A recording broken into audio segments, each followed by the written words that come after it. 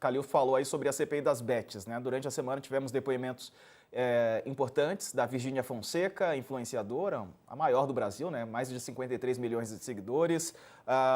Ontem, salvo engano, ou anteontem, tivemos também outro depoimento do Rico Melquiades, que é outro influenciador digital.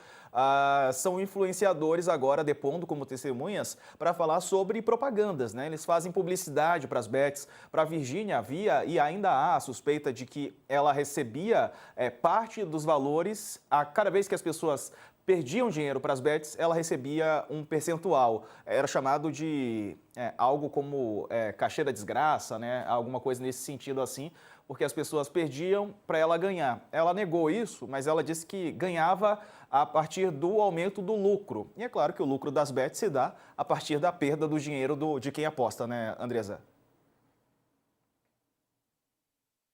É uma coisa de uma forma diferente, né? Eu queria só voltar um pouquinho no tema, se me permite, Diego, da questão da volta do presidente Lula, e essa questão da regulamentação das redes sociais, que só surge no Brasil quando a Janja é atacada. Então, esse discurso, a Janja é atacada nas redes, o governo defende, na pessoa do próprio presidente Lula, a regulamentação das redes sociais. Depois passa essa fase da Janja atacada nas redes, todo mundo fica quietinho, aí a Janja é atacada, fala-se da regulamentação das redes sociais.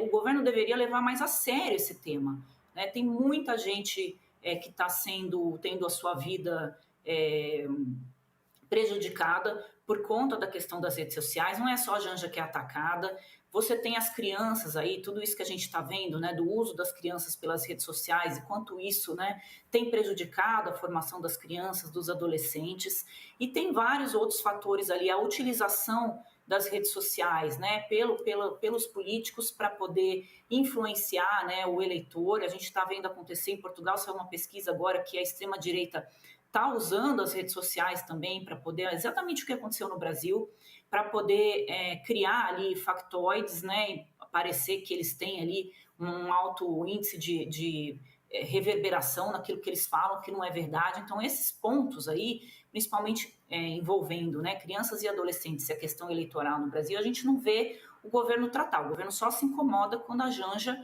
é atacada. E a Janja não tinha nada que está fazendo lá, a Janja não tem mandato, e a Janja ela não foi eleita para o cargo e ela não tem cargo. Ela não foi eleita, não tem mandato e também não tem cargo no governo. Então ela não tinha nada que está fazendo lá numa reunião como essa, onde está se tratando assuntos de Estado. Aí ela vem dizer o argumento do machismo, quando ela, na verdade, está usando esse cargo de primeira-dama dessa forma que era colocado como machista, né, na figura da primeira-dama. Então, você tinha ali a Ruth Cardoso, tanto a dona Marisa quanto a Marcela Temer, elas se recusaram a esse papel, né, do cargo de primeira-dama. E depois você viu acontecer com a Michelle, que pegou toda a igreja evangélica, e agora com a Janja de novo. Então, não dá para casar esse discurso do machismo com esse papel que elas se prestaram a fazer.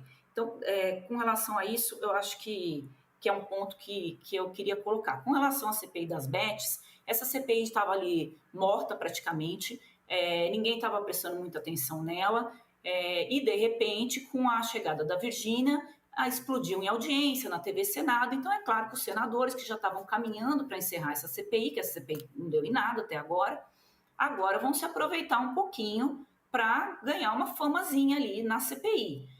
Porque a Virgínia esteve lá, o que seria correto agora? Analisar os contratos da Virgínia, quebrar o sigilo bancário da Virgínia para ver se ela está falando ou não a verdade. É muito sério a acusação que pesa sobre ela, se ela estava ganhando em cima da derrota das pessoas, ela estava fazendo mais do que uma propaganda.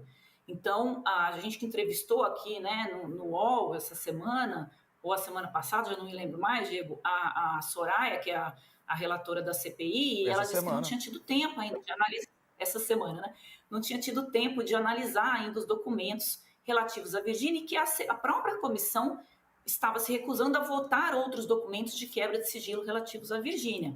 Então, se for um trabalho sério, vai ter que analisar esses dados todos, né? Cadê o Felipe Neto, que já reconheceu que fez propagandas para as bets e tem 80 milhões de seguidores, somando aí todas as suas redes? O Felipe Neto foi convidado, não foi convocado. Então tem dois pesos e duas medidas ali na CPI, não dá para levar a sério. E nesse momento, na minha avaliação, eles só vão tentar esticar um pouco para todo mundo poder aparecer aí na televisão. Olha, depois do intervalo falaremos sobre os bebês reborn. Acredite se quiser, mas o assunto foi parar em Brasília, no Congresso Nacional. Projetos de lei sobre bebês reborn. É mole ou quer mais? A gente conta daqui a pouco, depois do intervalo. Até já. O Chico Barney aprontou, hein? Fez o documentário. A que ponto chegamos? Chegamos a esse ponto. As pessoas estão indo a Brasília, os deputados, né, para propor projetos de lei, é claro, aproveitando a onda, né? Todo mundo quer surfar na onda e aparecer nas redes sociais, viralizar. Mas ainda falando sobre redes sociais no aspecto da CPI das bets, Calil, o Felipe Neto, né, é uma possibilidade de depor. Ele já fez propaganda, publicidade para as bets, se arrependeu. Hoje ele faz propaganda contrária às bets, né? Ele diz que se arrependeu do que fez, enfim, é o discurso dele. E há outros influenciadores também que se colocam e fazem, né, esse tipo de publicidade. Aliás, não só influenciadores, né? Há propagandas espalhadas pela televisão, pelas redes sociais, na internet.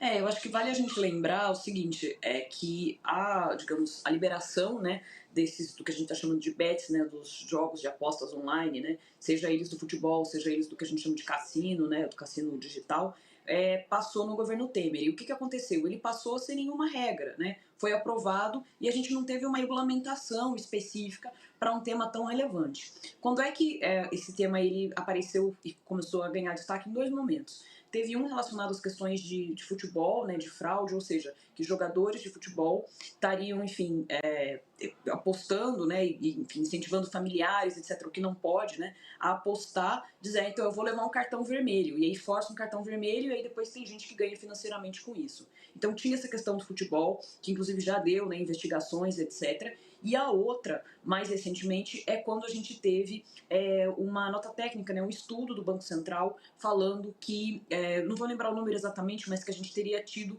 um comprometimento de 20% do valor do Bolsa Família, né, do montante do Bolsa Família em um dado período, para sendo usado em apostas online, né, em bets. Então, ou seja, a gente está falando já de uma população que é extremamente vulnerável, que compra, né, que usa esse dinheiro, inclusive, para compra de alimentos, né, basicamente, para sobrevivência de crianças, etc., e que estavam usando o dinheiro do Bolsa Família para apostar. Aí, nesse caso, o que acontece? Movido por isso, além de outras questões, né, vale lembrar que o setor do supermercado tem feito estudos, né, estudos internos que apontam que as pessoas estão deixando de comprar coisas no mercado para jogar, pessoas de baixa renda, né? Universidades têm apontado que tem caído matrícula de alunos na universidade, de jovens, porque estão apostando e não tem dinheiro para pagar a faculdade ou para se deslocar, né, mesmo no caso de faculdade pública. A gente tem, então, por exemplo, bancos, né, preocupados, tem estudos que falam de uma redução significativa do PIB nacional em relação às apostas.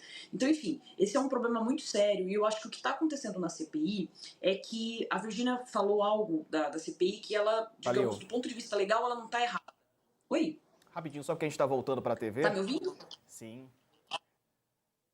Olha, pessoal, a gente está de volta aqui com toda a nossa audiência. Vamos encerrar o assunto CPI das bets, com possíveis novos influenciadores que podem ser chamados para depor. Vamos ouvir a Isabela Calil agora. Fala, Calil.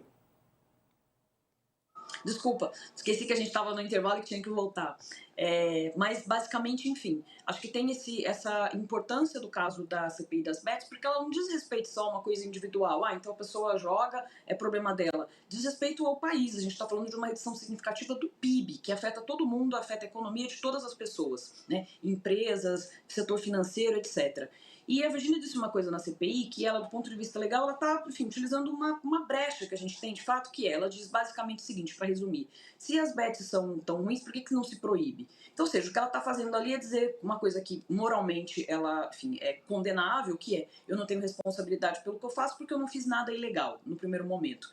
Claro que a gente pode discutir esse mérito, mas o fato é que, de fato, na verdade, a gente tem, de fato, uma regulamentação que está faltando, né? Tem uma coisa muito genérica de proibir para menores de idade, coisas mais recentes sobre proibir o uso de cartão de crédito e não incentivar ou tentar bloquear o uso por parte de usuários beneficiários do Bolsa Família, mas a gente carece sim de uma regulamentação, mas pela CPI não é esse o caminho que a gente vai ver, provavelmente.